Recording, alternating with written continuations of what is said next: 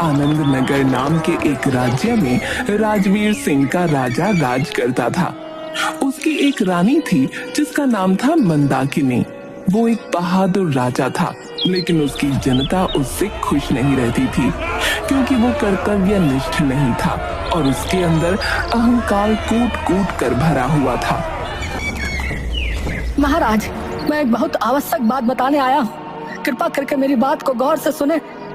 कौन है ये? ये मुरली है महाराज, आपके राज्य का एक किसान। इस किसान को इतना भी नहीं पता कि मेरे दरबार में सिर झुकाकर बात की जाती है। कैसे आंखों में आंखें डालकर बात कर रहा है। पर महाराज, तूने मेरा जयकारा भी नहीं लगाया, बस आते ही अपना दुखड़ा शुरू कर दिया। जैसे मैं तेरा दोस्त हूँ, बल्कि मेरे दोस्त भी मुझसे ऐसे बात नहीं करते। मैं माफी चाहता हूँ महाराज। महाराज की जय हो, महाराज की जय हो। मेरी बात सुन लीजिए। अब ये सब करने के लिए बहुत देर हो चुकी है। दरबान, इसे दरबार से बाहर निकाल दो।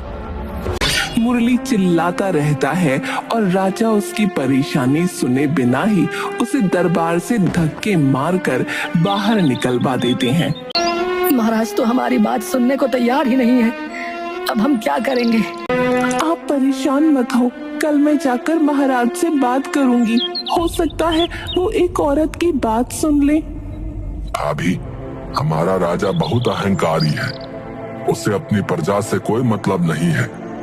अब हमें ही कुछ करना पड़ेगा। कुछ भी करने से पहले हमें एक दो बार और कोशिश करनी चाहिए। अगले दिन मुरली की पत्नी तारा राजा के पास पहुंचती है। महाराज की जय हो।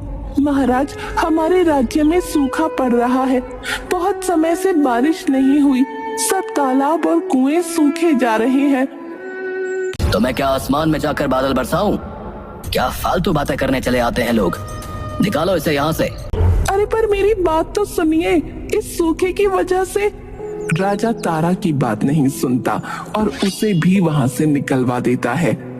अगले दिन हरिया जबरदस्ती दरबार में घुसता है और चिल्लाता है, महाराज की जय हो। मेरा नाम हरिया है महाराज। मैं बहुत गरीब हूँ। मेरा बच्चा बहुत बीमार है, पर उसके इलाज के लिए मेरे पास पैसे नहीं है। मेरी मदद करिए महाराज। तो मेहनत मजदूरी कर, पैसे कमा और इलाज करा। यहाँ क्या दान बट रहा है जो भीख मांगने चला आया है? राजा अपनी प्रजा की कोई बात नहीं सुनता था और शायद अपनी प्रजा की हाय के कारण ही वो आज तक निसंतान था। महाराज, मुझे बहुत चिंता हो रही है। हमारी अभी तक कोई संतान क्यों नहीं हुई? अगर ऐसा ही रहा तो आपका वंश आगे कैसे बढ़ेगा? ये चिंता तो मुझे भी खाई जा रही है। कितने वैद्य बदल दिए पर कोई फायदा नहीं हुआ। मेरी मानिए तो राज्य में मुनादी पिटवा दीजिए कि जो कोई भी ऐसा नुस्खा बताएगा जिससे हमारी संतान हो जाए, उसे हम अपना 25% राज्य दे देंगे। हाँ, यही करना पड़ेगा। इसके अलावा कोई चारा भी नहीं है। अगले दिन राजा पूरे राज्य में ये मुनादी पिटवा देता है। बहुत से लोग आते हैं और अलग अलग उपाय बताते हैं, पर वो सारे उपाय बिल्कुल फिजूल के थे। पर तभी वहाँ एक साधु आता है। हे राजन, मैंने सुना है तुम संतान प्राप्ति के लिए किसी उपाय की तलाश कर रहे हो। हाँ साधु महाराज, 10 साल हो गए मेरी शादी हुए, पर संतान नहीं प्राप्त हुई।